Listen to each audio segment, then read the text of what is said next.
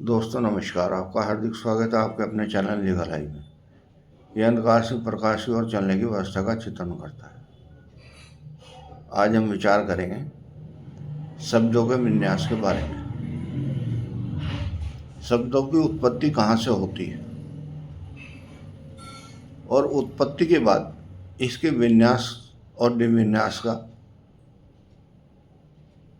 क्या मानव जीवन पर असर पड़ता है।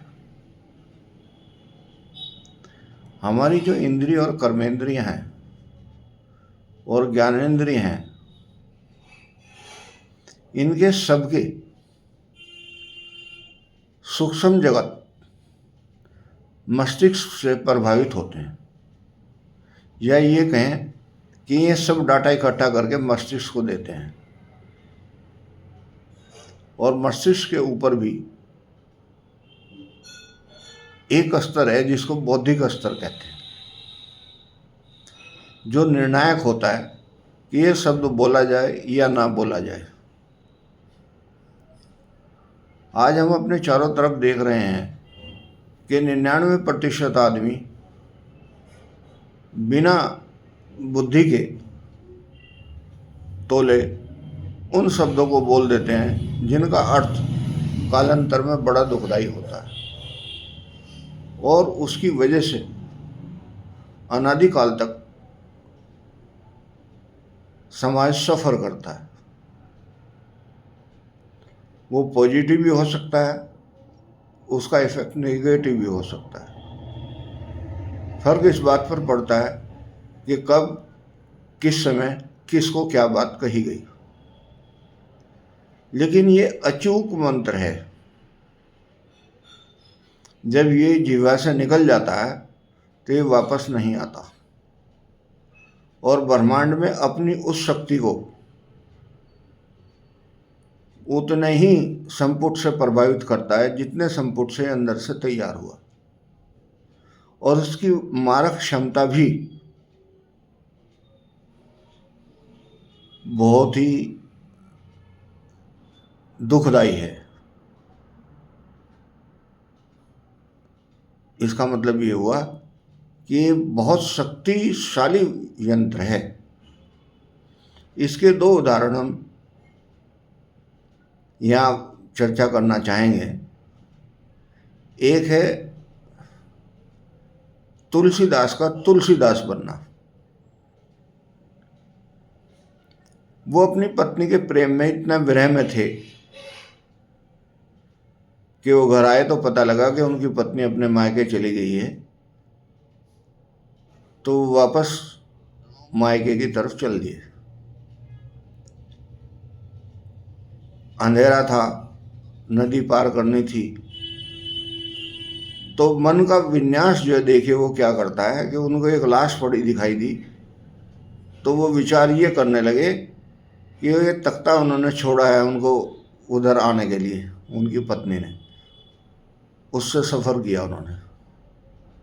फिर जब पहुँचे तो बारिश थी, दिखाई दिया कि एक रस्सी डली हुई है, उसको पकड़ के ऊपर चढ़ गए।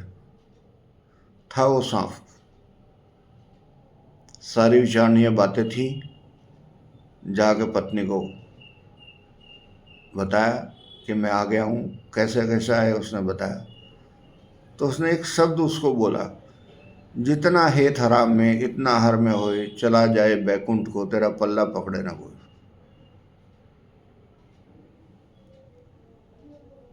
कितनी विचित्र बात उसने कही है। अगर आप अपनी अपनी वासनाओं पर कंट्रोल करेंगे तो आपको प्रभु के दर्शन होंगे, आपका पल्ला कोई नहीं पकड़ेगा। यहीं से तुलसीदास का उद्भव होता है, ज्ञान की उत्पत्ति होती है और वो महान कवि बनते हैं। दूसरा भी इसका दृष्टिकोण है।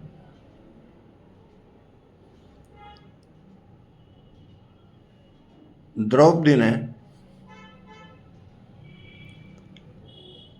इंद्रप्रस्थ की पृष्ठभूमि में दुर्योधन को भ्रांति के कारण, वैज्ञानिक भ्रांति के कारण जो महल बना था उसमें उनको जल दिखाई दिया, और जहाँ सूखा था वहाँ लगा उनको वहाँ जल था। इस भ्रांति के कारण उन्होंने एक शब्द बोल दिया, अंधे का अंधा। ये शब्द घाव का काम कर गया,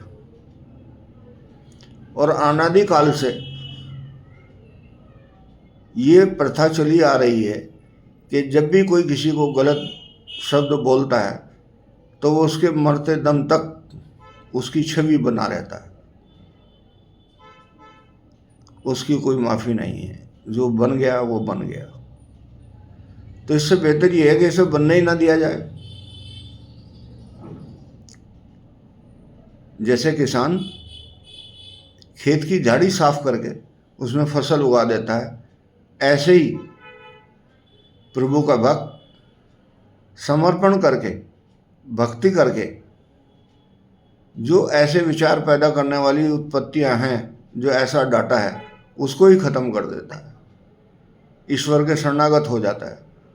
उसके जो शब्द हैं वो हमेशा मंत्र बन जाते हैं, वो सर्वोत्तम हिली का कारण बनते हैं, प्रेरणादायक बनते हैं, समाज के लिए जीवित उदाहरण बनते हैं। ये ईश्वर की कृपा दृष्टि है, और जिसे ईश्वर की कृपा दृष्टि चाहिए उसको इन शब्दों की उत्पत्ति के पृष्ठभूमि को किसान की तरह ही जोतकर ख़त्म करना पड़ेगा, और उसमें नई फसल उगाने के लिए प्रभु से प्रार्थना करनी पड़ेगी कि उसमें विजातीय पदार्थ ना उगे, इच्छित पदार्थ ही उगें। ऐसा मेरा विचार है। नमस्कार।